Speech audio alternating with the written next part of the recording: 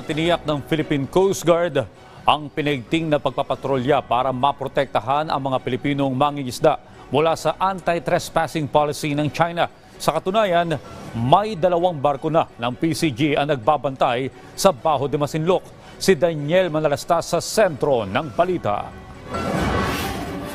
Sa gitna ng mga hamon o kinaharap ng mga mangingisda na naglalayag sa Baho de Masinloc, hindi sila nagpapasupil. Kasunod din ito ng bagong batas na ginawa umano ng China laban sa mga trespassing na nagbibigay kapangyarihan sa kanilang China Coast Guard na arestuhin ang mga pumapasok sa kanilang katubigan na pinaniniwalaan nilang kanila.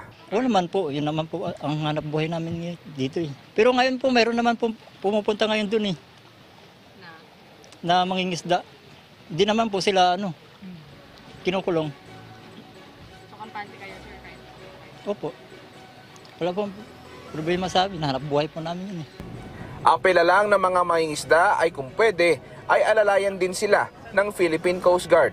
At pagtitiyak ng PCG, hindi din napapabayaan ang mga mangingisda natin. Wala pong nagbabawal sa atin na mangisda sa Baho de Masinloc. So kaya po ang mga barko po ng Philippine Coast Guard ay patuloy at salitan po na nagpapatrol sa Baho de Masinloc. Hindi po hahayaan ng mga kasama natin na nagpapatrol na ang mga kasamahan nating mangingisda ay i-detain at hulihin ng mga Chinese Coast Guard vessels.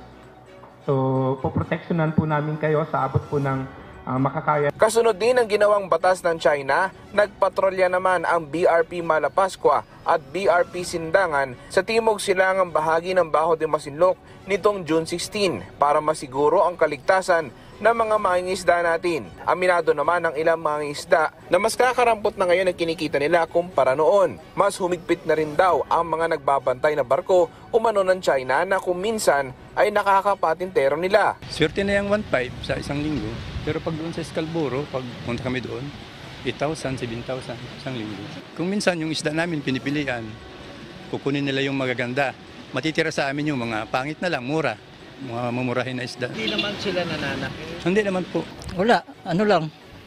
Basta takbo lang ng takbo. Sobrang asar pa po eh.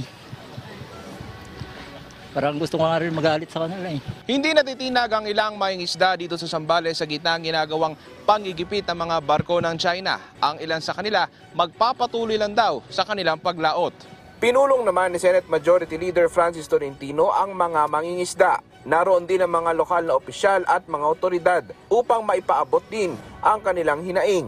Isang bandera lang tayo rito eh. So kung ano man yung tamang aksyon, tamang tugon, kagaya ng ginagawa ng China na pabago-bago rin sila, pakiramdaman, evolving din yung sa atin. Daniel Manalastas para sa Pambansang TV sa Bagong Pilipinas.